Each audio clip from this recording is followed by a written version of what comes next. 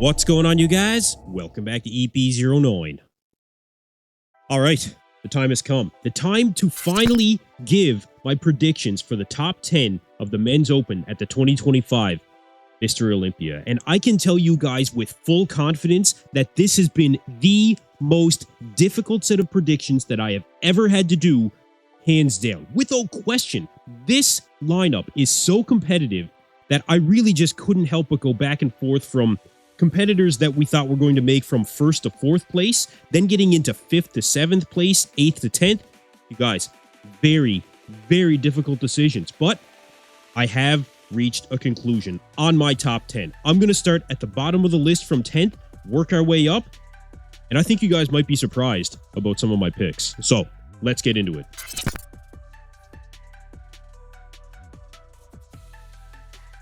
In 10th place, I have Regan Grimes. Now, you guys got to hear me out on this one. I know so many people have written off Regan Grimes in the past, and look, I understand why. I was of the same opinion not long ago, but from what I'm seeing from Regan this time around, this guy is weighing 262 pounds, only days out from the show, okay? To give you guys some context, one of the things that brought me to this decision is the fact that Behrouz Tabani is sitting at 268 pounds. Now, of course, the scale only means so much. And to many people, the scale means absolutely nothing. But it's not just the scale. From what I'm seeing here, I think that Regan is finally, and I mean finally, going to bring the conditioning required for him to break in to that upper echelon of what he's never brought to the stage before. And he also does have some phenomenal poses, you guys. He has the aesthetics. He looks like he's going to be bringing the conditioning. He has the shape. He has the flow. It's like I said in my last video on Regan, he does check a lot of boxes when it comes to the criteria of bodybuilding. And since we have been seeing more of an emphasis on shape, aesthetics, flow, of course, conditioning as well, really being rewarded, I think for that reason, Regan Grimes will be in 10th place.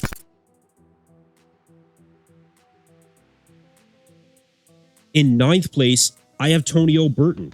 Finishing 8th place at the 2023 Mr. Olympia, we have seen improvements from a size standpoint from Tonio Burton. And much like Regan Grimes, you just cannot deny the aesthetic appeal of this bodybuilder. In fact, Tonio is really well known for being one of the most shapely guys in all of bodybuilding. You know, in many people's opinion, he has the best shape of anyone in bodybuilding currently, and I can certainly agree with that. Tonio is fantastic. He's one of my personal favorites, but the fact of the matter is, I just don't think he's put on enough size as of yet. And we have seen him get beaten by bigger guys this season. William Bonac beat him when it came to Dubai, as well as Behrouz Tabani, but there's no denying the fact that he is a bit bigger from what we've previously seen. I think that his proportions are still fantastic. That back double bicep is another shot that's very difficult to contend with, which is why I think he'll be standing next to Regan Grimes. That's going to be a really great comparison, in my opinion. The conditioning factor for Tonio, definitely there. He's kept that midsection in check. Look, it's only a matter of time until Tonio continues to move up the ranks at the Mr. Olympia competition, but this is very, very stiff competition, and there are some mass monsters that are in this lineup. So because of those reasons, I have Tonio Burton in 9th place.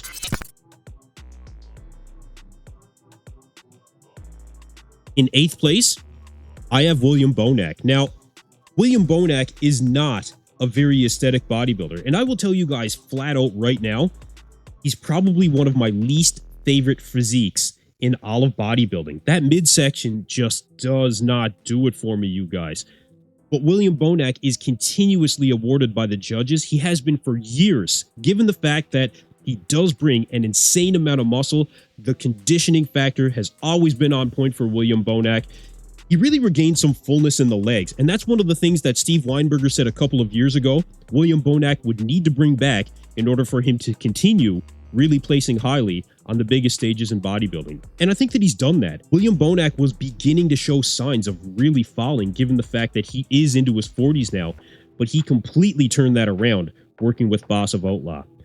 I understand why he is awarded the way that he is awarded when it comes to bodybuilding competitions, and this is where I think the judges will put him based on not only what he's looking like now, but also where he's typically been placed when it comes to his previous showings at the Mr. Olympia. And he is looking very good right now, you guys. So for those reasons, I have William Bonac in 8th place.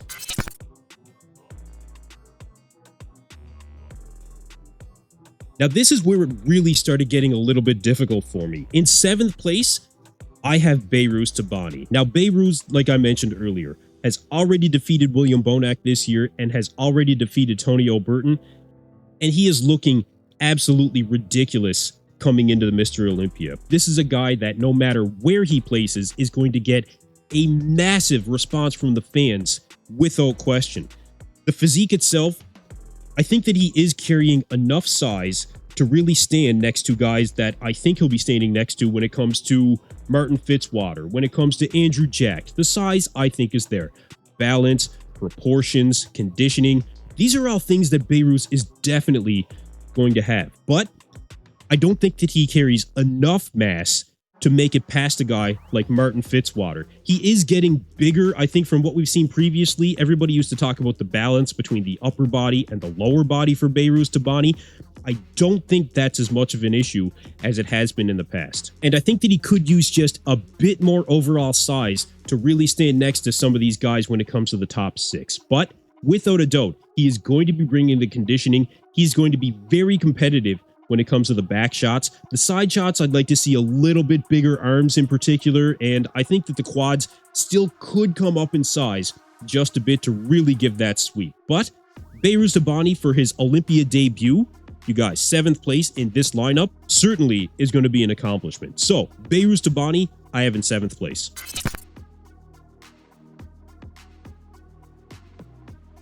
Now, when it comes to the top 6, I'm going to have Martin Fitzwater sitting in 6th place this year. Taking 4th place last year, Martin is showing a ton of promise for a young bodybuilder. I think that he's going to continue to make it into that first call out at the Olympia for really as long as he can continue to make progress and show what we're seeing right now. I think the conditioning factor for Martin is going to be even better this year than what we have seen previously. There was one shot in particular that really made me optimistic on how Martin is going to do, and it was this shot here of just a simple one-armed bicep shot. But look at the separation in the bicep here for Martin Fitzwater. He's been going for conditioning this year. He's been very, very vocal about that, and it looks like he is going to be bringing that conditioning. Fouad Abiad also commenting on the fact that he has never seen Martin's waist so small, which he didn't have a big waist to begin with, but the things that he has always had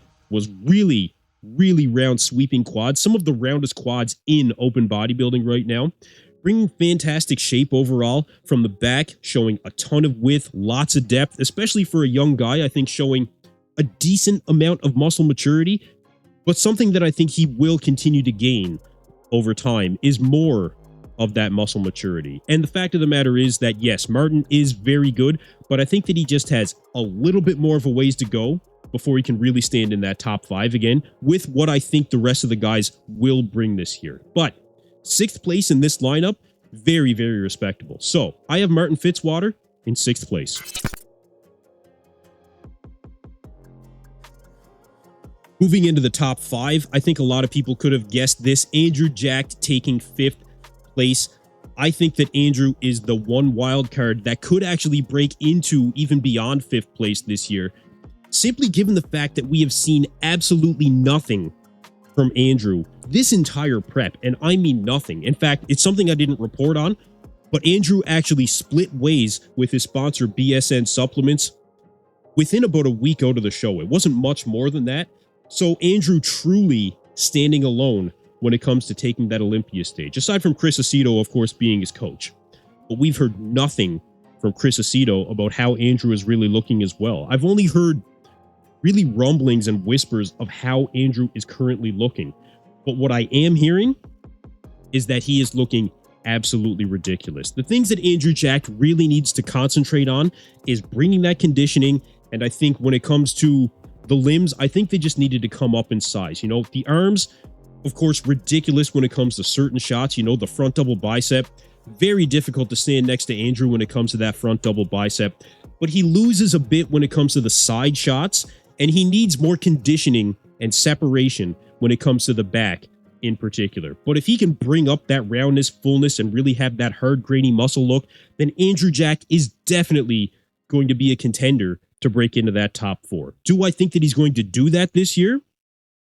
I think that he is going to be better than what we saw at the previous Olympia showing, and certainly better than what we saw when he took his last win in order to qualify, you guys. Andrew Jack, I am confident, is going to take 5th place in this show. And it's funny because we really don't have very much to go off of with that. But you cannot deny the fact that this guy has some of the best shots, really, in all of bodybuilding history when it comes right down to it. Front double bicep, absolutely legendary. Abs and thigh, absolutely legendary. Look at this front lat spread, you guys. You cannot have this individual lower than 5th place. Assuming that he does bring the conditioning, which I think he's going to bring at least enough conditioning to maintain a 5th place spot. So, for me, Andrew Jack, 5th place.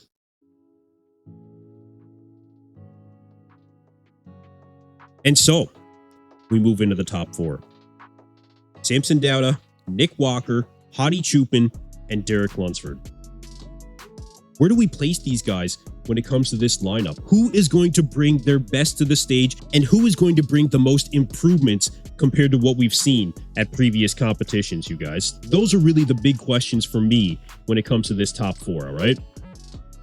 But I will say that I think for this competition, it's going to be Derek Lunsford taking 4th place at the Mr. Olympia competition. And look, I know that everybody has typically had Derek in that 4th place spot. And look, I really did too until really the last week here, where I started seeing what I thought was notable improvements from Derek Lunsford, particularly when it comes to the conditioning from the front. Derek Lunsford needs to bring the separation in the chest. He needs to bring the fullness in the legs.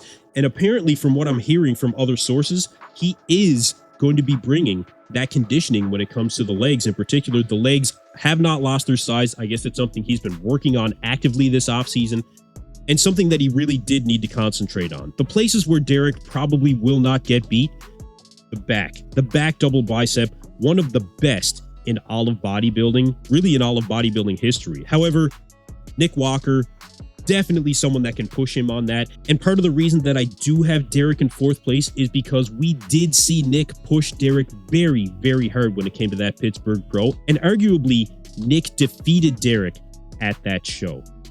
But when it comes right down to it, I'm not seeing, I don't think, substantial improvements from Derek Lunsford. So I don't think that the judges are necessarily going to reward him with any higher than 4th place. I think that Derek needs to drastically work on his arms. Those biceps need to come up in size. We need more separation.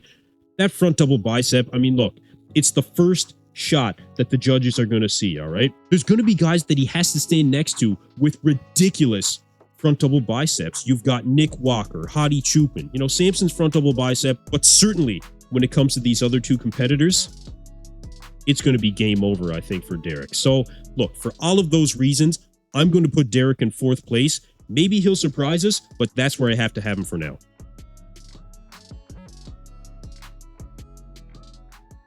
In 3rd place, I have Hadi Choopan. Hadi, a ridiculous bodybuilder, one of the most consistent guys that will be taking the Olympia stage. When have we ever seen this guy place outside the top 3 at any Mr. Olympia competition that he's ever done? It's never happened. He brings consistent conditioning. He has the size. He has the shape. He has the aesthetics. That midsection, he continues to make sure that that is dialed in. Crazy width from the back. He's got ridiculous side shots. That side leg, very separated. Very difficult bodybuilder to stand next to. And he just brings an attitude to the stage that honestly is very infectious. You cannot look away when Hadi Choopan steps on stage. And he makes sure that he demands that when he takes the stage. Presentation, very important when it comes to the Mr. Olympia competition. But the fact of the matter is, I don't think that we're going to see substantial improvements from Hadi Choopan when it comes to the 2025 Mr. Olympia. I think that he will bring his trademark conditioning. I think that he's going to have the separation in the legs. I think the midsection is going to be dialed in. I don't think that we're going to see anything different from Hadi. But that's why I have him in third, because I think we will see something different from Nick, and I think that we will see something different from Samson Dauda. So, for those reasons, Hadi Choopan, I have in third place.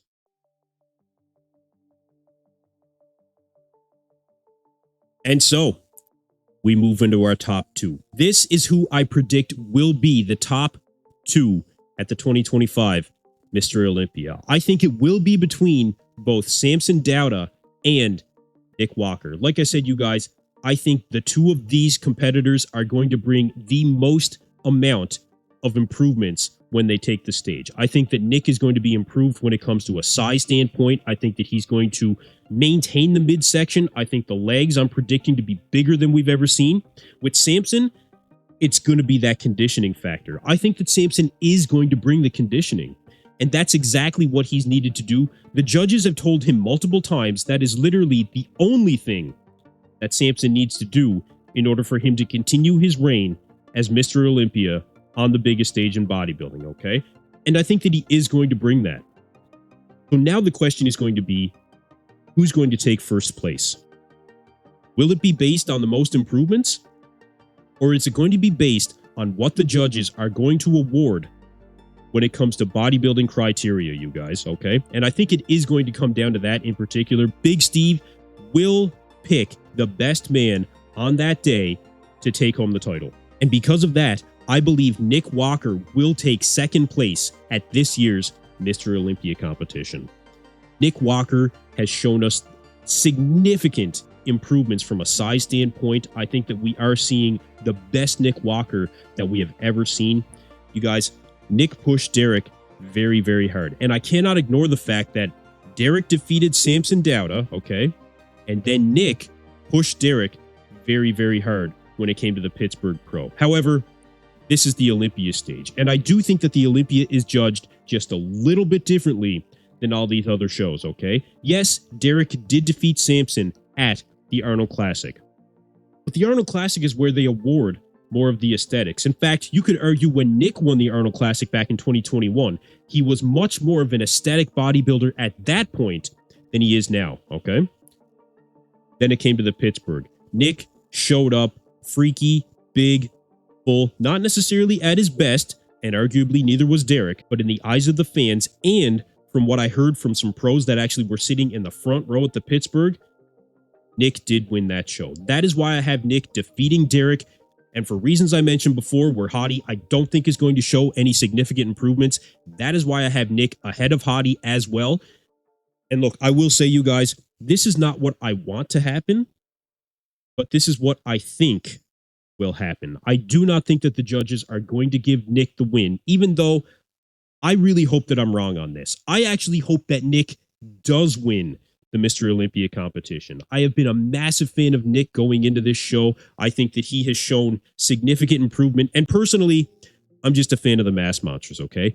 But we have to be able to remove a lot of that when it comes to these predictions. And when it comes to where I think the judges will ultimately place Nick Walker, I think that he will stand next to Samson Dauda, but ultimately, I think Samson will be crowned the winner. Samson is the most complete bodybuilder when it comes to who is going to be on that Olympia stage. Samson is a taller bodybuilder that has done the very rare act of filling out his frame. We have seen conditioning from Samson that was good enough for him to win the title last year. Samson has the shape, the aesthetics, the flow, the presentation. Hands down, you guys, the best in all of bodybuilding, I think, without question. And like I said, Samson given the feedback on multiple occasions that really he has all the size that he really needs. All he needs to do is bring significantly better conditioning, and he will be awarded the Mr. Olympia title yet again. Well, I think Samson has done that work.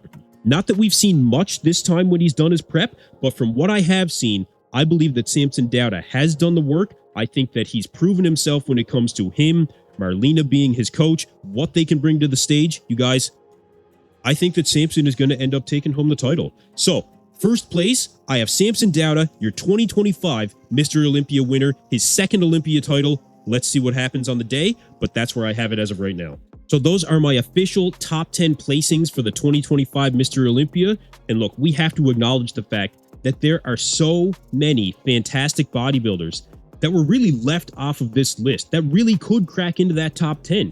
You know, you got to consider, I know a lot of people are probably going to give me a hard time over the fact that I don't have good veto in my top 10, okay? We've got Akeem Williams, Jordan Hutchinson, Urs Kalicinski. We've got Nexzilla in there, Brett Wilkin. You guys, some fantastic bodybuilders, which unfortunately are just subject to a very, very deep lineup. But regardless, just being able to step on the stage in 2025, I think is going to write the names of each of these competitors into the history books that we will be reviewing, just like we do still to this day, the 1999 Mr. Olympia. That is how good I think this competition is going to be. Make sure you guys tune into this channel all weekend long. We'll be live streaming for the pre-judging. We'll be live streaming for the finals, you guys.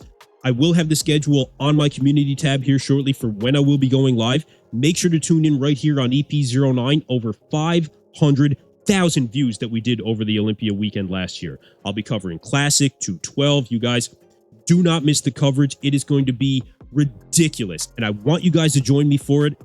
It's going to be epic, you guys. So I'm going to end the video right here. Make sure you guys subscribe to the channel, hit that like button, check out biomuscle.com, use code EP10 at checkout. Appreciate everyone supporting the channel thus far. But that's it for me in this video. Let me know down below where you may agree or disagree with my predictions. I guarantee that I'll have both down in the comments. But that's it for me in this video, you guys. Thank you guys for tuning in to EP09. Be sure to like and subscribe.